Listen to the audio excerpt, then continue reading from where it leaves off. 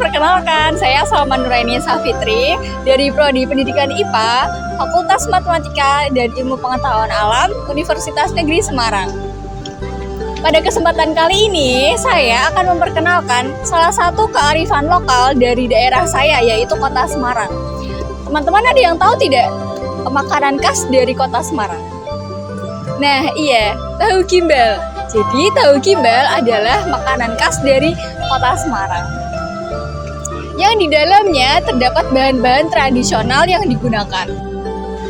Jadi, bahan-bahan tradisional tadi itu ada hubungannya dengan etnoscience. Apa itu etnoscience? Etnoscience adalah strategi menciptakan pembelajaran dengan mengintegrasikan budaya yang berasal dari salah satu daerah, sehingga menciptakan pembelajaran lebih bermakna bagi siswa. Nah, pada kesempatan kali ini, saya juga akan memaparkan rekonstruksi sains ilmiah dari makanan khas tahu gimbal. Sebelum itu, yuk ikut melihat proses pembuatannya.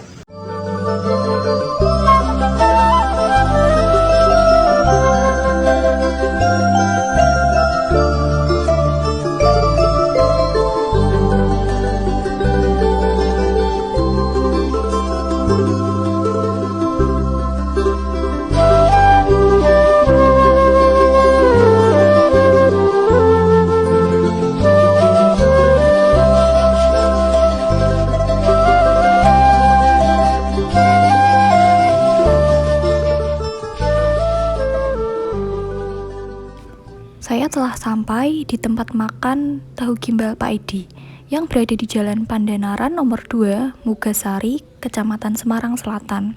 Di sini saya mewawancarai anak dari Pak Haji Edi.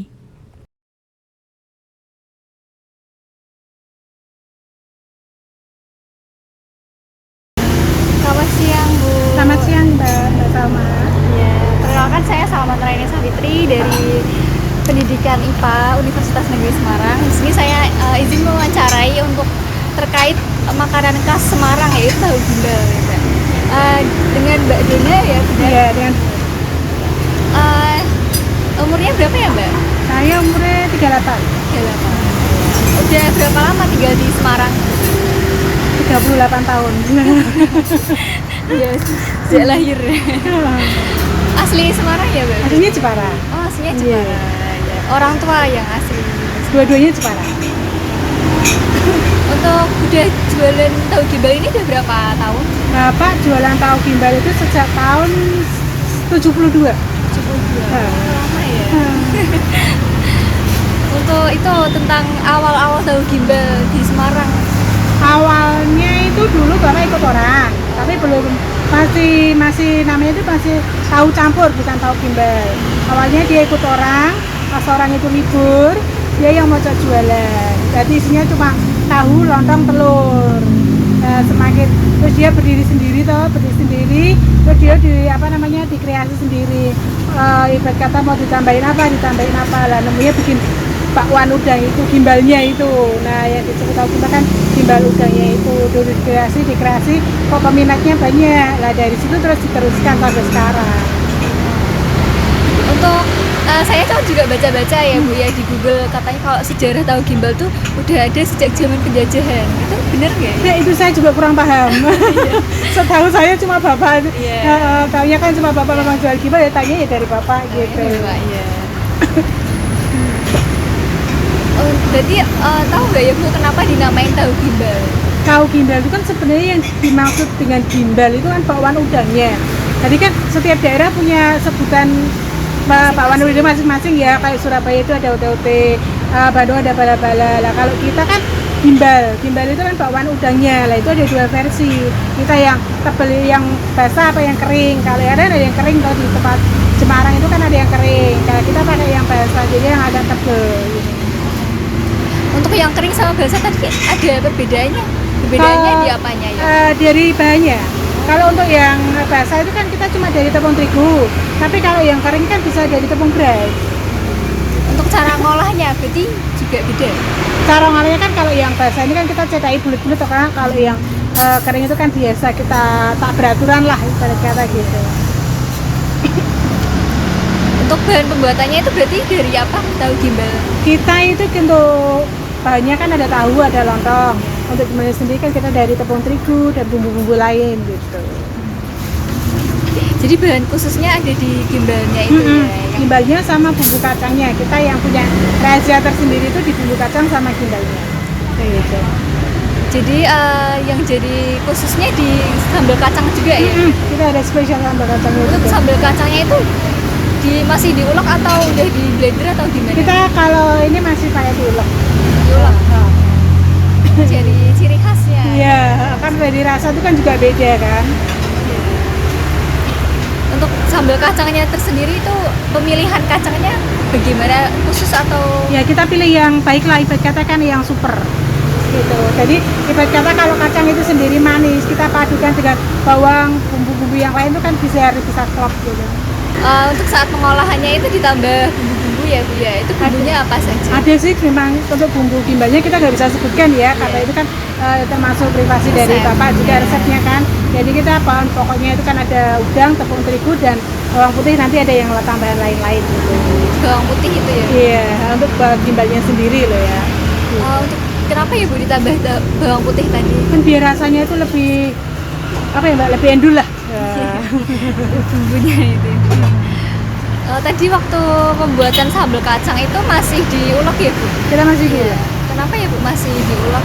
Kan Ada kita alasan? kalau diulek itu mengeluarkan aroma yang beda dengan yang di blender. Jadi aroma kacangnya itu benar-benar kayak mendang gitu. Nah, ya. Untuk ciri kematangan gimbalnya sendiri Sebenarnya kita udah Ciri-ciri. matang. Terus cuma kalau untuk penyajiannya kan kita goreng lagi supaya apa? Supaya untuk disajikan itu lebih panas kan lebih enak gitu dinikmati. berarti waktu gorengnya itu ketika warnanya udah kecoklatan atau gimana? Ini ya kita ini kan nggak begitu matang banget. Jadi kita waktu goreng itu pas kayak kecoklatan, jadi biar fresh crunchy lah gitu.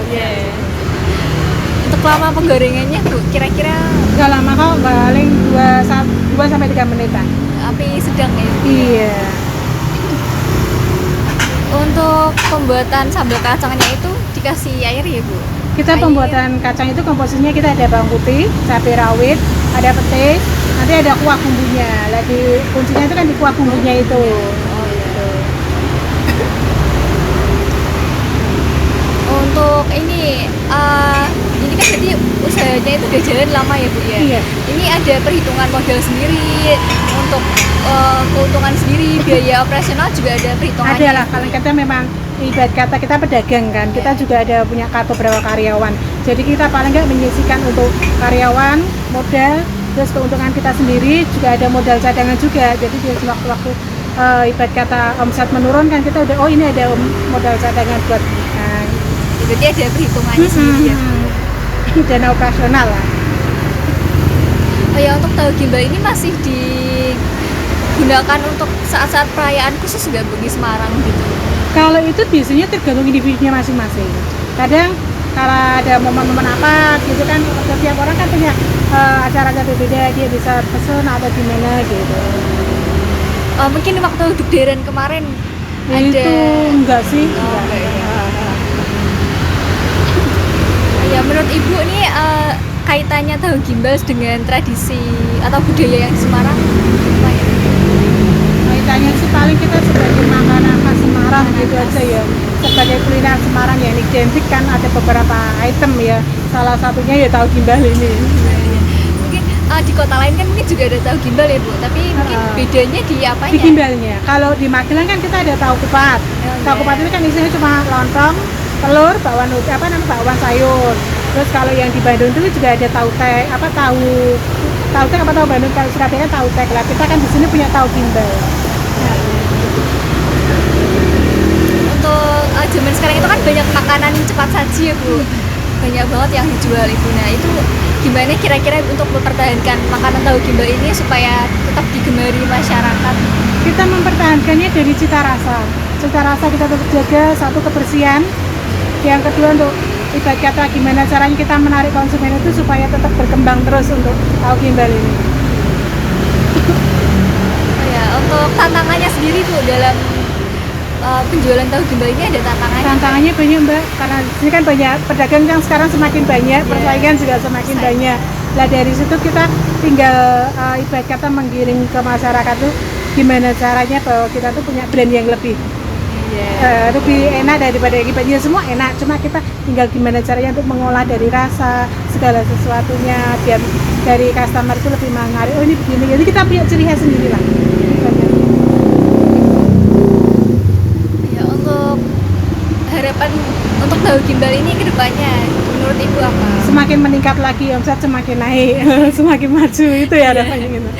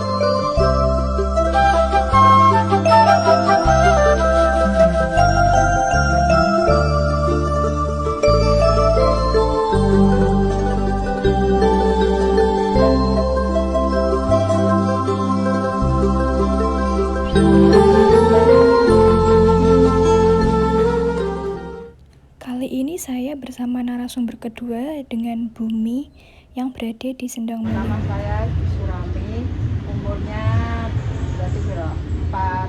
48. Sudah lama Bu tinggal di Semarang? Udah lama. Udah. Kalau tinggalnya udah berarti kalau 98 itu kalau jualan udah 2001. 2001 Nah, ya. Untuk bahan-bahan membuat tahu gimbal ini apa sih? Bahannya itu ada lontong, full, toge, timun, sama gimbalnya itu apa udang, tahu, kerupuk, sama kacang, gula Jawa, sama ya garam, terasi, cabai gitu ya, bawang putih. Untuk kacangnya itu kan digoreng dulu ya Bu? Ya, gitu. Itu sebelum goreng itu pemilihan kacangnya gimana? Kalau yang penting ya bagus saja ya. Kalau aku udah langganan itu dikasih yang bagus. Enggak saya. Untuk penggorengannya Bu itu kira-kira sampai warnanya kayak Kalau saya cenderungnya agak coklat juga. Kalau kurang matang itu nanti teksturnya putih. Jadinya atau gimbalnya putih, rasanya juga agak lami. mengaruhi rasa ya Bu? Iya, mengaruhi rasa. Kemudian untuk gimbalnya Bu itu kan dari tepung apa ya? Kalau saya bikinnya tepung gandum aja. Sama santan sama udang sama kasih apa? Kemudian untuk bumbunya ini Bu, sambal kacangnya itu masih diulek? Iya, kalau saya masih tak ulek, tapi kalau orang-orang mungkin ada yang diiriskan langsung gitu ya. Jadi masih pakai tradisional gitu Ya, pakai tradisional ya.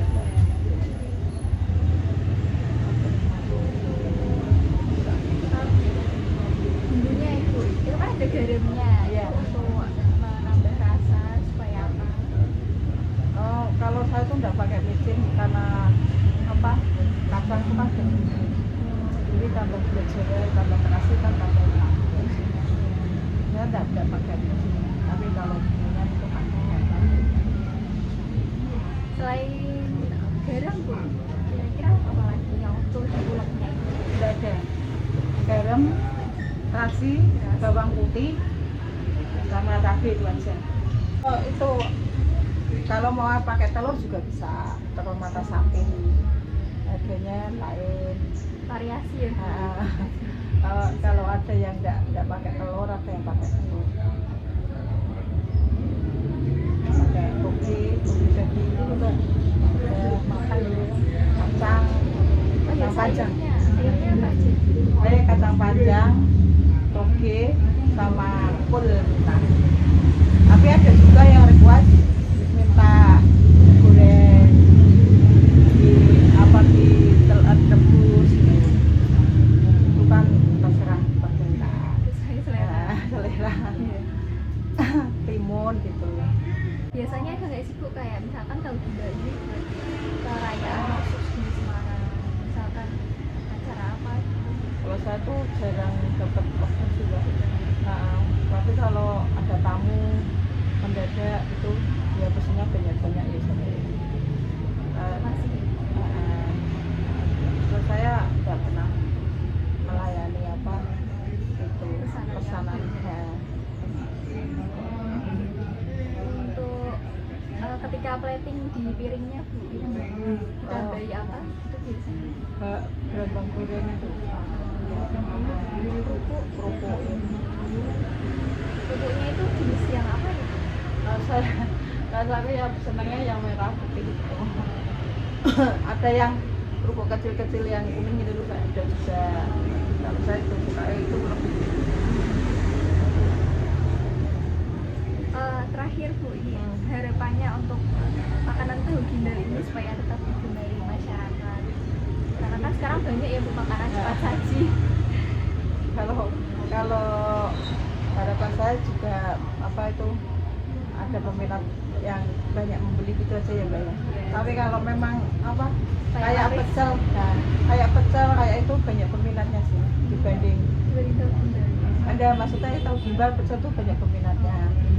Kalau banyak yang masih seneng jajan kayak gitu daripada kayak rames itu sukanya itu. Cukup segitu aja. Iya. Terima kasih. Ya,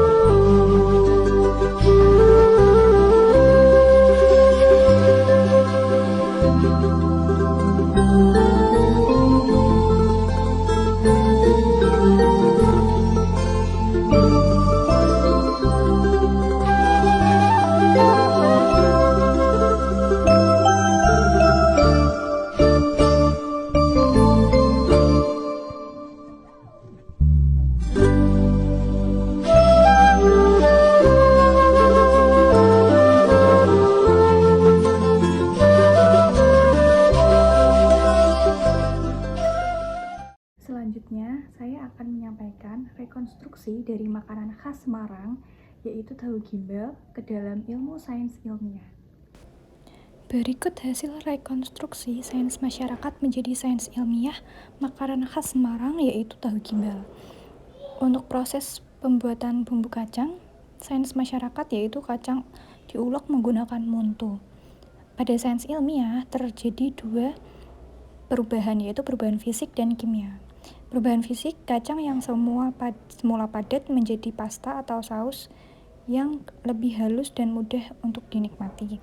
Untuk perubahan kimianya, pengulekan terjadi perubahan kimia seperti pemecahan molekul-molekul besar menjadi lebih kecil. Kemudian pada proses penggorengan gimbal, sains masyarakat digoreng menggunakan minyak. Untuk sains ilmiah terjadi perubahan fisik, yaitu tepung dan udang dicampur untuk membentuk adonan. Kemudian proses ini melibatkan interaksi antara partikel-partikel bahan yang membentuk ikatan kimia dan fisika baru. Kemudian terjadi reaksi kimia, yaitu adonan mengalami reaksi kimia ketika bahan-bahan dicampur, seperti pembentukan ikatan hidrogen antara molekul air dan molekul tepung. Kemudian terjadi reaksi termal, yaitu gimbal digoreng dalam minyak panas. Proses penggorengan ini melibatkan reaksi kimia termal di mana panas dan minyak mempengaruhi adonan gimbal. Kemudian pada proses penggorengan dan pemotongan tahu, sains masyarakat yaitu tahu dipotong kotak supaya cepat matang dan digoreng dengan minyak. Kemudian sains ilmiahnya, teknik pemotongan tahu ini untuk perubahan bentuk tahu tanpa mengubah sifat kimianya secara signifikan. Kemudian pada proses bumbu penyedap, pada sains masyarakat yaitu garam dan bawang putih untuk penyedap rasa. Pada sains ilmiah, garam secara ilmiah dikenal sebagai natrium klorida atau NaCl. Garam sangat larut di dalam air. Kemudian bawang putih atau Allium sativum mengandung flavonat, saponin, dan solonium. Ketika bawang putih dihancurkan, maka sel-sel rusak dan mengaktifkan enzim alinase. Hal tersebut terjadi reaksi kimia utama yang memberikan aroma dan rasa khas bawang putih. Kemudian untuk analisis STEM, yang pertama ada unsur sains. Proses kimianya ditunjukkan dengan ketika bawang putih dicincang atau dihancurkan, sel-sel rusak yang kemudian akan mengalami perubahan dan memberikan aroma dan rasa khas bawang putih. Pada unsur fisika, pemanasan dan pendinginan selama penggorengan mempengaruhi tekstur tahu dan gimbal udang. Minyak goreng yang panas menciptakan renyah pada permukaan. Kemudian pada unsur biologi, setiap komponen dalam tahu gimbal memiliki kandungan nutrisi yang berbeda. Tahu kaya akan protein nabati, tauge kaya akan vitamin dan mineral, sementara telur dan udang menyediakan protein hewani. Kemudian untuk unsur teknologi, pada teknologi alat dan bahan, yaitu ada muntu atau ulekan. Muntu atau cobek terbuat dari batu keramik atau kayu. Material ini dipilih karena sifatnya yang keras dan tahan lama, mampu menghancurkan kacang, garam, cabai, bawang putih secara efektif. Desain muntu yang sesuai dengan tangan manusia membantu mengurangi kelelahan saat menguleknya. Untuk unsur engineering, material engineering seperti memilih bahan yang tahan lama dan aman untuk pangan seperti batu atau keramik yang tidak bereaksi dengan bahan makanan, yaitu pada ulekannya. Kemudian proses penghancuran, penggunaan alat untuk mendapatkan tekstur yang tepat dengan memahami dan meningkatkan proses penghancuran kacang. Kemudian pada wajan penggorengan, yaitu desain wajan setelah dipastikan panas merata dan meminimalkan konsumsi minyak, sehingga ini termasuk lapisan untuk memudahkan pembersihan dan mengurangi lengket. Kemudian pada unsur matematik, pada perhitungan bahan, menggunakan rasio yang tepat untuk mencampur bahan-bahan seperti tahu, udang, tepung, dan bumbu kacang. Misalnya, mengetahui berapa gram tepung yang dibutuhkan per 100 gram udang. Kemudian ada skalabilitas resep dengan menghitung proporsi bahan saat resep diperbesar atau diperkecil. Misalnya, jika resep asli untuk 1 porsi dan ingin dibuat untuk 10 porsi. Kemudian ada waktu dan suhu dengan menggunakan matematika untuk menghitung waktu penggorengan dan suhu minyak yang optimal untuk mendapatkan hasil yang konsisten. Kemudian ada biaya produksi dengan menghitung total biaya bahan untuk membuat tahu gimbal dan menentukan harga jual yang sesuai untuk mendapatkan keuntungan. Kemudian untuk keberlanjutan dengan menggunakan teknologi yang ramah lingkungan, alat manual seperti muntu yang tidak memerlukan energi listrik sehingga lebih ramah lingkungan. Kemudian untuk keberlanjutan material seperti penggunaan bahan-bahan alami serta yang tahan lama seperti muntu tadi untuk mendukung aspek keberlanjutan dengan mengurangi kebutuhan akan pergantian alat yang sering. Kemudian untuk bidang pertanian dengan memilih sayuran yang ditanam menggunakan metode pertanian keberlanjutan seperti pertanian organik atau hidroponik untuk mengurangi dampak lingkungan. Kemudian untuk pengomposan, limbah organik seperti sisa sayuran dapat diolah menjadi kompos yang dapat digunakan kembali dalam pertanian. Kemudian varian untuk vegetarian menyediakan varian tahu gimbal yang sepenuhnya berbasis tumbuhan untuk mengurangi dampak lingkungan dari konsumsi produk hewani. Dan yang terakhir dengan penggunaan bahan lokal. Penggunaan bahan lokal lainnya yang berkelanjutan untuk menciptakan varian baru tahu gimbal. Cukup sekian penjelasan terkait etnovlog makanan khas Semarang, yaitu tahu gimbal. Saya berharap kedepannya banyak peminat makanan tradisional sehingga budaya lokal yang ada di masyarakat setempat tidak punah. Terima kasih telah menonton video saya. Kurang lebihnya mohon maaf. Wassalamualaikum warahmatullahi wabarakatuh.